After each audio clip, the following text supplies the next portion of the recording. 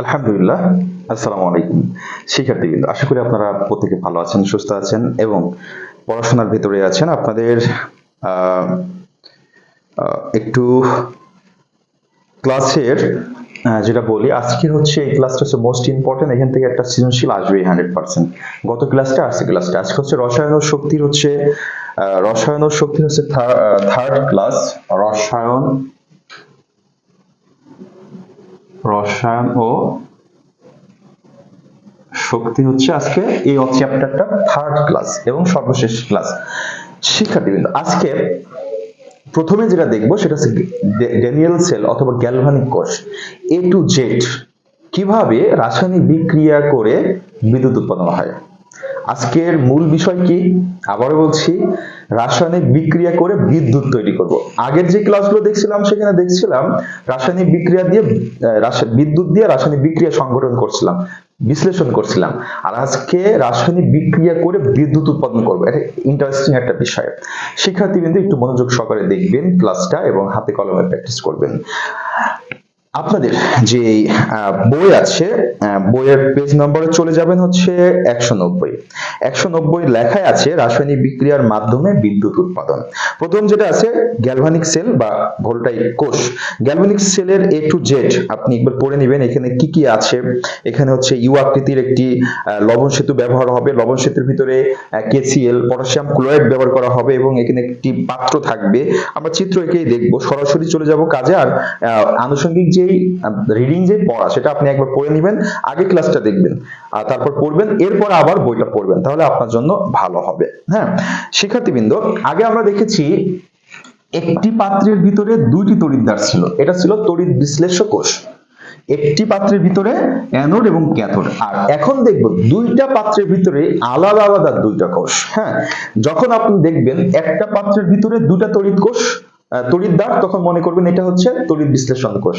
আর যখন চিত্রে দেখবেন লেখা দেওয়া আছে দুইটা আলাদা আলাদা, দেখেন আমি সরাসরি চলে যাচ্ছি ড্যানিয়েল সেলে বা হচ্ছে গ্যালভানিক কোষ। গ্যালভানিক কোষটা হচ্ছে আলাদা আলাদা এরকম পাত্র থাকবে, দুইটা পাত্র আলাদা আলাদা নিয়েছি। আচ্ছা, এখানে একটা আমাদের তড়িৎদ্বার থাকবে, ওকে, এখানে একটা আমাদের তড়িৎদ্বার থাকবে, ওকে। আর এদিকে আমরা এই জায়গায় একটা আমরা বাল্ব দিব, তাই না? বাল্ব দিলে আসলে সেটা জ্বলছে কিনা সেটা আমরা দেখব।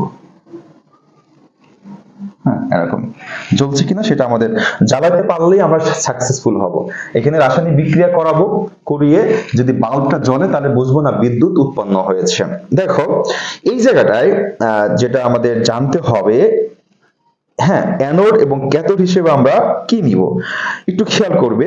অ্যানোড এবং ক্যাথোড হিসেবে আমরা কি নিব সেটা যদি আমরা পড়ে আসি, যে জিঙ্ক, গ্যালভানিক কোষের তড়িৎদ্বার। পেজ নাম্বার হচ্ছে তোমার একটু দেখে নাও, পেজ নাম্বার হচ্ছে 192, একবার লাস্টের দিকে দেখো লেখা আছে গ্যালভানিক কোষের তড়িৎদ্বার। গ্যালভানিক কোষের নানা ধরনের তড়িৎদ্বার রয়েছে, এদের মধ্যে সবচেয়ে সহজ ভাবে তৈরি করা যায় ধাতুর আয়ন তড়িৎদ্বার। এ ধরনের তড়িৎদ্বারগুলোকে তৈরি করতে কোনো ধাতুর দণ্ড বা পাত সেই ধাতুর আয়ন বিশিষ্ট দ্রবণের অর্ধেক বা অর্ধেকের বেশি নিয়োজিত করতে হবে। মানে কি, আমরা যে কোনো ধাতুর তড়িৎদ্বার তৈরি করতে পারবো। তাহলে যে ধাতুর তড়িৎদ্বার করব সেই ধাতুর তড়িৎ বিশ্লেষ্য এর ভিতরে নিতে হবে, দ্রবণ নিতে হবে। হ্যাঁ, তাহলে আমাদের হয়ে যাবে। এই তড়িৎদ্বারকে লিখে প্রকাশ করে প্রথমে ধাতু, তারপর ধাতুর আয়নকে পাশাপাশি লিখে আমরা সেটা হচ্ছে তড়িৎদ্বার করতে পারি। যেমন যদি জিঙ্ক তড়িৎদ্বার করি তাহলে আমরা লিখবো জিঙ্ক, একটা দাগ দিয়ে লিখবো জিঙ্ক 2+, এটা হবে জিঙ্কের তড়িৎদ্বার। ওকে, এভাবে আমরা প্রকাশ করতে পারি। হ্যাঁ, আরো কিছু তড়িৎদ্বারের টেবিল তোমরা দেখতে পাচ্ছ 193 পেজে। দেখো তড়িৎদ্বারের টেবিল আছে, জিঙ্ক 2+, কপার 2+, আয়রন 2+, সিলভার +। ওকে শিক্ষার্থীবৃন্দ, এখন আসো আমরা গ্যালভানিক কোষে চলে যাচ্ছি। গ্যালভানিক কোষে যখন যাচ্ছি তখন একটু খেয়াল করো, গ্যালভানিক কোষে আমরা অ্যানোড হিসেবে এখানে জিঙ্কের তড়িৎদ্বার নিব। অ্যানোড হিসেবে কি নিব? জিঙ্কের তড়িৎদ্বার। হ্যাঁ, তাহলে এই ভিতরে কি দিব বলতো? Zinc sulphate. এখানে তড়িৎ বিশ্লেষক হিসেবে আমরা কি দিব? দ্রবণটা জিঙ্ক সালফেট। এখানে লিখে রাখলাম জিঙ্ক সালফেট, সেক্ষেত্রে হবে জিঙ্ক 2+ আর সালফেট 2-, এই দ্রবণের ভিতরে।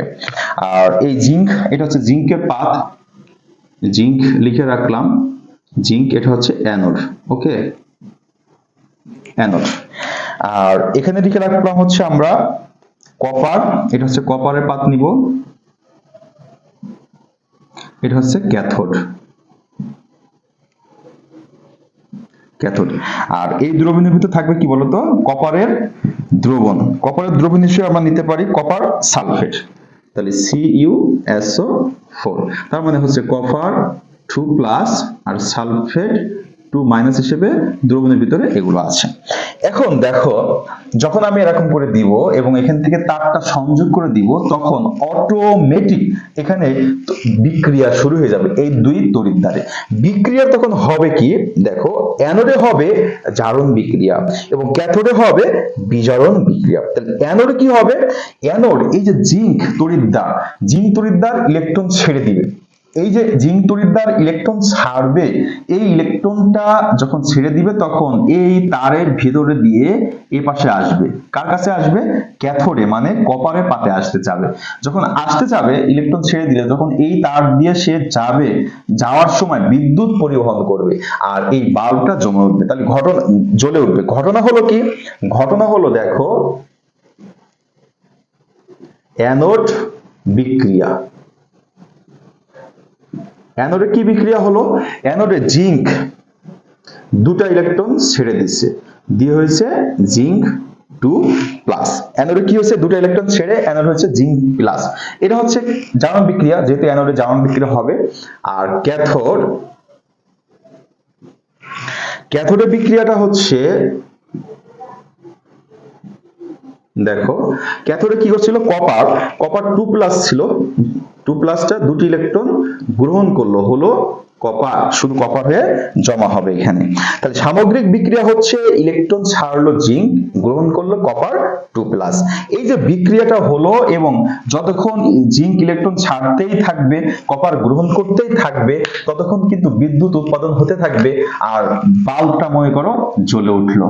তাহলে যখন বাল্বটা জ্বলে উঠলো, তার মানে আমি এই গ্যালভানিক সেলটা সম্পন্ন করতে কি হলাম, সাকসেসফুল হলাম, আমি সফল হলাম। তার মানে রাসায়নিক বিক্রিয়া করালাম, দুইটা পাত্রে রাসায়নিক বিক্রিয়া করিয়ে বিদ্যুৎ উৎপাদন করলাম। এই সেলটার নামই হচ্ছে গ্যালভানিক কোষ, গ্যালভানিক কোষ বা ডেনিয়েল সেল। ওকে, এখন বিষয় হচ্ছে দেখো, যদি জিঙ্ক ইলেকট্রন ছাড়তেই থাকে, একসময় ইলেকট্রনে কি ঘাটতি হবে না? এই ঘাটতিটা কমানোর জন্য দেখো তোমাদের পেজ নাম্বার 194 পেজ, লবণ সেতু ও তার ব্যবহার। দেখো লবণ সেতু ব্যবহার, একই রকম একটা চিত্র আছে না, এখানে একটা সেতুর মতো কাজ করছে এরকম একটা, হ্যাঁ দেখো একটা সেতুর মতো কাজ করছে। এই লবণ সেতুর ভিতরে আমরা দিব হচ্ছে পটাশিয়াম ক্লোরাইড, KCl। KCl মানে হচ্ছে K+Cl-, K+Cl-, এরকম থাকবে, হ্যাঁ, পটাশিয়াম ক্লোরাইড। তো পটাশিয়াম ক্লোরাইড দিলে কি ঘটনা ঘটে, দেখো লবণ সেতুর ব্যবহার বলা হচ্ছে যে অ্যানোডে জারণ বিক্রিয়া, হ্যাঁ, আবার ক্যাথোডে কপার সালফেটের দ্রবণে কপার 2+ আয়ন দুটি ইলেকট্রন গ্রহণ করে আধান নিরপেক্ষ কপার পরমাণুতে পরিণত হয়, কিন্তু সালফেট আয়নের কোনো পরিবর্তন হয় না, ফলে দ্রবণে ঋণাত্মক আধান প্রাপ্ত হয়, অর্থাৎ দুটি দ্রবণের আধান নিরপেক্ষতা নষ্ট হতে থাকে, ফলে কিছুক্ষণের মধ্যে বিক্রিয়া বন্ধ হয়ে যাওয়ার প্রবণতা হয়, বন্ধ হয়ে যায়। এই বিক্রিয়া চালু রাখার জন্য লবণ সেতু ব্যবহার করা হয়। একটি ইউ আকৃতির কাচের নলের মধ্যে আগার বলতে একটি পদার্থ, এই পদার্থটা এর মতো, পেস্টের মতো, হ্যাঁ, শক্ত না নরম না, ভিজা থাকে আর কি। আগার দেওয়া হলো, আগার মিক্সড করে, আচ্ছা, আগার নামের একটি রাসায়নিক পদার্থের মধ্যে KCl লবণের দ্রবণ মিক্স করা হলো, ফলে জেলির মতো একটা মিশ্রণ তৈরি হলো, একে লবণ সেতু বলে। এই লবণ সেতু বিদ্যমান পটাশিয়াম প্লাস আর ক্লোরিন মাইনাস, আয়নের গতি সমান। পটাশিয়াম KCl লবণ দিয়ে তৈরি লবণ সেতুর দুই মুখে তুলা দিয়ে চিত্রের মতো পরোক্ষভাবে দুটি তড়িৎ বিশ্লেষের মধ্যে ডুবাই দিতে হবে। এখানে দুটো তুলা দিতে হবে, এখানে একটা তুলা দিয়ে দুটা তড়িৎ কোষের মধ্যে আমরা প্রবেশ করাবো। এখন অ্যানোডের দ্রবণে যতগুলো ধনাত্মক চার্জ বেশি হয় লবণ সেতু থেকে, ততগুলো Cl আয়ন অ্যানোড দ্রবণে চলে আসে। মানে এখানে যেহেতু ইলেকট্রন ছেড়ে এখানে ইলেকট্রনের জিঙ্ক ইলেকট্রন ছেড়ে দিচ্ছিল, জিঙ্ক ইলেকট্রন ছেড়ে কি হচ্ছিল, জিঙ্ক 2 প্লাস, তার মানে ধনাত্মক আয়ন বেশি হচ্ছিল। যত ধনাত্মক আয়ন হচ্ছে এখান থেকে ক্লোরিন এসে ধনাত্মক আয়নকে কি করতেছে, সমান করে দিচ্ছে। হ্যাঁ, একই রকম ভাবে এখানে যদি প্লাস মাইনাসটা বেশি হয়ে যায়, সেক্ষেত্রে পটাশিয়াম এসে এখানেও কি করবে, সমান করে দিবে, তখন বিক্রিয়াটা চলতে থাকবে। এই হচ্ছে লবণ সেতুর ব্যবহার। শিক্ষার্থীবৃন্দ, তাহলে এই মুহূর্তে আমরা যেটা শিখলাম সেখানে হচ্ছে গ্যালভানিক কোষ, গ্যালভানিক কোষের রাসায়নিক বিক্রিয়া করে বিদ্যুৎ তৈরি করলাম এবং লবণ সেতুর ব্যবহারটা শিখলাম। ওকে, এখন আমরা যেটা দেখব সেটা হচ্ছে ড্রাই সেল। ড্রাই সেলটা মোস্ট ইম্পর্টেন্ট, পরীক্ষায় আসে। ড্রাই সেল থেকে প্রশ্ন প্রত্যেকবারই পরীক্ষায় আসে। ড্রাই সেল এর উদাহরণ যদি আমরা দিতে চাই, তাহলে আমরা বাসা বাড়িতে ঘড়ির ব্যাটারি, রিমোটের ব্যাটারি, তারপর এই ধরনের যেই ব্যাটারিগুলো আছে, ব্যাটারির ভিতরে কিন্তু ড্রাই সেলটা ব্যবহার হয়। এই ধরনের এগুলোকেই বলা হয় ড্রাই সেল, ব্যাটারিকেই বলা হয় ড্রাই সেল। তো ড্রাই সেল কেন আসছে? ড্রাই মানে শুষ্ক বলি আমরা, বা শুষ্ক কোষ এটাও বলতে পারি, সেল মানে কোষ। তো ড্রাই সেলে বিদ্যুৎ কিভাবে তৈরি হয় সেটা আমাদের আজকে শেখার মূল কাজ, লাস্ট টপিক আজকে। হ্যাঁ, ড্রাই সেলের যেটা শিখবো আজকে। তো ড্রাই সেল কি কি থাকে আমি একটু বলি। তোমাদের পেজ নাম্বার হচ্ছে 195। 195 পেজে দেখো, এটা ড্রাই সেলের চিত্র আমরা দেখতে পাচ্ছি। ব্যাটারির মতো একটা চিত্র কিন্তু রয়েছে। হ্যাঁ, তো ব্যাটারির মতো চিত্র যদি আমরা লিখি, এখানে লিখলাম, আমরা এখন দেখতেছি হচ্ছে ড্রাই সেল। তো চিত্রটা একটু আগানোর চেষ্টা করছি, এরকম। আর এখানে একটা টুপি থাকে, টুপির সাথে কার্বন আছে এরকম, একেবারে নিষ্পন্ত। আচ্ছা, কার্বন এটা হচ্ছে কালো থাকবে যেহেতু কার্বন। আর এখানে একটা মোড়ক দিয়ে দিলাম, ওকে। এটা হচ্ছে কার্বন দণ্ড। আর এই যে মাঝের যেই জিনিসগুলা, এই জিনিসের এটা হচ্ছে কার্বন দণ্ড, লিখে দিলাম কার্বন দণ্ড। এটা প্লাস হবে, এটা মাইনাস হবে। হ্যাঁ, আর এর ভেতরে আছে ম্যাঙ্গানিজ ডাইঅক্সাইড, তারপরে NH4Cl, তারপর হচ্ছে জিঙ্ক ক্লোরাইড। ওকে, আর পাতিত পানির কায় বা লেই। এই যে জিনিসগুলো যদি আমরা এর ভিতরে দিই, তারপর হচ্ছে বাইজ্যাকেট, এখানে দস্তার একটা পাত থাকে, এই যে পাতটা এটা হচ্ছে দস্তার পাত বা কৌটা যেটাই বলি। আর বাসা থাকে মোড়ক, মোড়ক মানে বিজ্ঞাপন, আমরা যে প্লাস্টিক একটা কাভার দিয়ে মোড়ানো থাকে সেটা। হ্যাঁ, আর উপরে একেবারেই একটা কাগজের পর্দা থাকে। হ্যাঁ, এখন ঘটনা হলো কি, এখানে এই যে কার্বন যে দণ্ড, এই কার্বন দণ্ড প্লাস, কার্বন দণ্ডটা কি, এখানে এই যে প্লাস অংশ, ব্যাটারির প্লাস ধনাত্মক প্রান্ত, আর ধাতব যেটা সেটা হচ্ছে ঋণাত্মক প্রান্ত। এখন এখানেও কিন্তু অ্যানোড এবং ক্যাথোড আছে। ড্রাই সেলে অ্যানোড হিসেবে সাধারণত ধাতব জিঙ্কের তৈরি কৌটা ব্যবহার করা হয়। তাহলে দেখো, এখানে আমরা আগে যে জিনিসগুলো দেখছিলাম, তড়িৎ বিশ্লেষক কোষ অথবা গ্যালভানিক কোষে যাই দেখছি, অ্যানোড কিন্তু কি ছিল, প্লাস ছিল, এবং সেখানে কি হয়েছিল, জারণ হয়েছিল। কিন্তু এখানে অ্যানোডটা হচ্ছে মাইনাস হবে, অ্যানোড কি হবে, মাইনাস, আর ক্যাথোড হবে প্লাস। এটা একটু মনে রাখতে হবে। হ্যাঁ, ড্রাই সেলে অ্যানোড প্লাস, ক্যাথোড অ্যানোড হচ্ছে মাইনাস, ক্যাথোড হচ্ছে প্লাস, উল্টা। তো এখানে আমাদের ঘটনা ঘটছে কি, একটু আমরা যদি দেখি। হ্যাঁ, মূল জিনিসটা কি ঘটছে, অ্যানোডে কি বিক্রিয়া ঘটছে একটু খেয়াল করো। অ্যানোড বিক্রিয়া,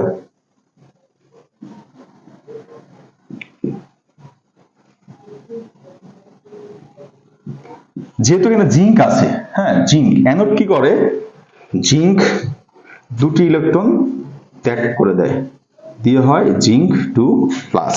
এটা হচ্ছে অ্যানোডে বিক্রিয়া। ক্যাথোডে কি ঘটনা ঘটে দেখো, ক্যাথোড বিক্রিয়া, এই বিক্রিয়া দুটো কিন্তু জানা খুবই জরুরি। ক্যাথোডে আমরা দেখব আমাদের আছে NH4 প্লাস, যেহেতু পানির ভিতরে দিয়েছিলাম, আর এখানে থাকবে ম্যাঙ্গানিজ ডাইঅক্সাইড। এই যে অ্যানোড যে দুটো ইলেকট্রন ছেড়ে দিছিল না, সেই দুটো ইলেকট্রন এখানে আসবে, গ্রহণ করবে, করে হবে NH3 প্লাস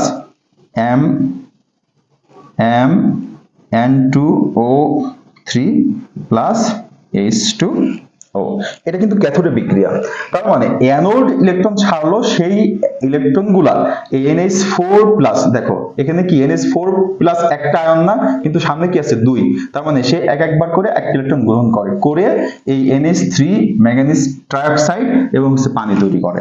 এই যে ঘটনা ঘটলো, জিঙ্ক ইলেকট্রন ছেড়ে দিল, সেই ইলেকট্রন গুলো গ্রহণ করলো। যতক্ষণ জিঙ্ক ইলেকট্রন ছাড়তেই থাকবে আর এ ইলেকট্রন গ্রহণ করতেই থাকবে, তখন ইলেকট্রনের প্রবাহ সৃষ্টি হবে, যার কারণে এখানে বিদ্যুৎ উৎপন্ন হবে, আর ব্যাটারিটা ততক্ষণ ধরে সে কাজ দিবে। ওকে, এই হচ্ছে আমাদের ট্রাইসেলের মূল কাহিনী, যে একজন ইলেকট্রন জিঙ্ক ইলেকট্রন ছেড়ে দেয়, ওই দুটো ইলেকট্রন NH4+ গ্রহণ করে, তাহলে ছাড়লো গ্রহণ করলো, একটা কি ইলেকট্রনের প্রবাহ হলো, এর কারণে কিন্তু এখানে চার্জ তৈরি হয়, বিদ্যুৎ উৎপাদন হয়।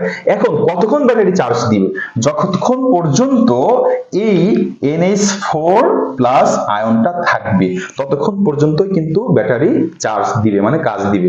এখন এটা যে ড্রাই সেল হয়েছে, এর ভিতরে যে পানি আছে না, পানিটা যখন কি হবে, শুকায়া যাবে, লেইটা শুকায় যাবে, তখন কিন্তু বিদ্যুৎ উৎপাদন হওয়া বন্ধ হয়ে যাবে। ওকে শিক্ষার্থীবৃন্দ, তো এই ড্রাই সেলের গঠনটা তোমরা খুব ভালোভাবে পড়বা। ড্রাই সেলের ভিতরে কি কি আছে, ড্রাই সেল আমরা দেখলাম, কার্যপ্রণালী দেখলাম। এখন আমি যেটা চলে যাব সরাসরি, পেজ নাম্বার হচ্ছে দেখো 196 পেজের তড়িৎ রাসায়নিক কোষের প্রয়োগ। এখানে একবার পড়বা, রিডিং বুঝতে পারবা। তড়িৎ রাসায়নিক কোষের প্রয়োগ, স্বাস্থ্য পরিবেশের উপরে ব্যাটারির প্রভাব, এটা কিন্তু অনেক গুরুত্বপূর্ণ। আমরা ব্যাটারি, মোবাইলে ব্যাটারি বলো, যে ব্যাটারি বলো, ব্যাটারি শেষ হয়ে গেলে, নষ্ট হয়ে গেলে বাইরে ছুঁড়ে ফেলে দিই, এটা কিন্তু আমাদের অনেক পরিবেশের ক্ষতি করে, এটা পড়বা। এরপর আছে নিউক্লিয়ার বিক্রিয়া ও তড়িৎ শক্তি উৎপাদন, আজকের লাস্ট টপিক নিউক্লিয়ার বিক্রিয়া, তড়িৎ নিউক্লিয়ার বিক্রিয়া হচ্ছে বিদ্যুৎ শক্তি উৎপাদন। এটা যদি আমরা দেখি, নিউক্লিয়ার বিক্রিয়া এখানে দুই ভাগে আলোচনা করছে। একটি হচ্ছে নিউক্লিয়ার ফিশন বিক্রিয়া। নিউক্লিয়ার, আমরা আজকাল এখন প্রচুর জানতে পাচ্ছি যে পারমাণবিক বিদ্যুৎ কেন্দ্র, পারমাণবিক শক্তি উৎপন্ন, অল্প শক্তি দিয়ে অনেক বেশি বিদ্যুৎ উৎপাদন করা, এগুলো কিন্তু নিউক্লিয়ার বিক্রিয়া দিয়েই কিন্তু সম্পন্ন হয়েছে। নিউক্লিয়ার বিক্রিয়া দিয়ে সম্পন্ন হয়েছে। তো আমরা এখন যেটা দেখবো সেটা হচ্ছে নিউক্লিয়ার ফিশন বিক্রিয়া। তোমাদের বইয়ের পেজ নাম্বার 198 বের করো, দেখো লেখা আছে যে নিউক্লিয়ার প্রক্রিয়ায় কোনো বড় এবং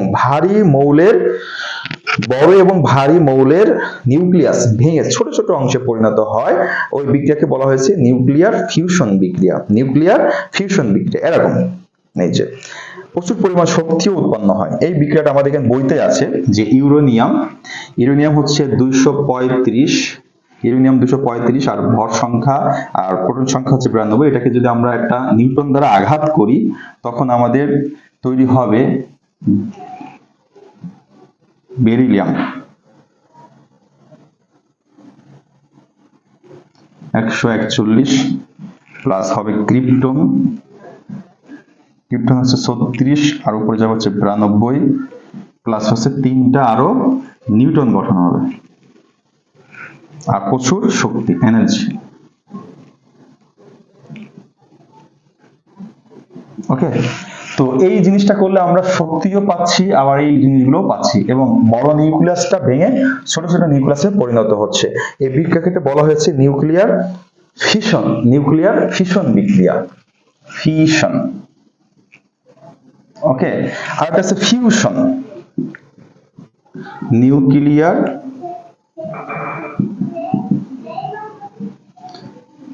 ফিউশন বিক্রিয়া। এই বিক্রিয়াটা আবার কি, অনেকগুলা ছোট ছোট নিউক্লিয়াস মিলে বড় একটা নিউক্লিয়াস তৈরি করে, এটাকে বলা হয় ফিউশন বিক্রিয়া। যেমন আমরা যদি দেখি হাইড্রোজেন 2, হাইড্রোজেন 3, এটা হিলিয়াম হয়ে যেতে পারে। কি হতে পারে? হিলিয়াম। এটা 4 প্লাস সাথে একটা নিউটন হলো, এটাও প্রচুর পরিমাণে শক্তি উৎপন্ন হয়। ওকে, এখানে দেখো একটা ভেঙে অনেকগুলো তৈরি হয়েছে, আর এখানে দুটা দিয়ে একটা বড় নিউক্লিয়াস তৈরি হয়েছে। এই বিক্রিয়াকে বলা হয়েছে নিউক্লিয়ার ফিউশন বিক্রিয়া। ওকে, নিউক্লিয়ার যে ফিউশন বিক্রিয়াগুলো দেখলাম, এগুলো হচ্ছে আমাদের নিউক্লিয়ার চেইন বিক্রিয়াও বলে। হ্যাঁ, এগুলো পড়বে। এরপর হচ্ছে বিদ্যুৎ উৎপাদন। নিউক্লিয়ার বিক্রিয়া দিয়ে বিদ্যুৎ উৎপাদন হচ্ছে, আমরা এখন জানি আমাদের পাবনাতে বাংলাদেশের রূপপুর পারমাণবিক বিদ্যুৎ কেন্দ্র, এটা কিন্তু নিউক্লিয়ার বিদ্যুৎ কেন্দ্র। ওকে, তো এই অধ্যায়টার খুঁটিনাটি সব বিষয়গুলো আজকে আমরা শেষ করলাম। পরবর্তী যে অধ্যায় আছে সেটা নিয়ে আলোচনা করব। তো আজকের ক্লাস আশা করি তোমাদের ভালো লেগেছে। যে বিষয়গুলো শিখিয়েছি অবশ্যই মনে রাখতে হবে, কারণ এখান থেকে একটি সৃজনশীল তুমি কমন পাবে, লিখতে পারবেই। ওকে, তো পরবর্তী যে ক্লাস করব সে পর্যন্ত সবাই ভালো থাকবে, সুস্থ থাকবে, কবিটি বাংলার সাথেই থাকবে। একটি বিষয় আজকেও বলি, আল্লাহ তাআলা মা বাবার দোয়া কখনো বৃথা করে না, মানে নিরাশ করে না। মা বাবার দোয়া যা করে খুব কবুল করে। এখন তুমি মা বাবার কোন দোয়াগুলো কবুল তুমি পাবা? যদি মা বাবার সাথে ভালো আচরণ করো তাহলে কিন্তু মা বাবা তোমার জন্য দোয়া করবে, সেই দোয়া কিন্তু আল্লাহ তাআলা কবুল করবে। এর মানে আমি বোঝাতে চাচ্ছি, যদি তুমি উন্নতি করতে চাও বাস্তব জীবনে, পৃথিবীতে মাথা উঁচু করে দাঁড়াতে চাও, সম্মান পেতে চাও, ভালো কিছু করতে চাও, তোমার মা বাবার, বিশেষ করে বাবার দোয়াটা খুবই গুরুত্বপূর্ণ। এই জন্য মা বাবার সাথে ভালো আচরণ করবা, নিজের জীবন অবশ্যই অবশ্যই সফলতার দ্বার প্রান্তে পৌঁছাতে পারবা। আল্লাহ হাফেজ।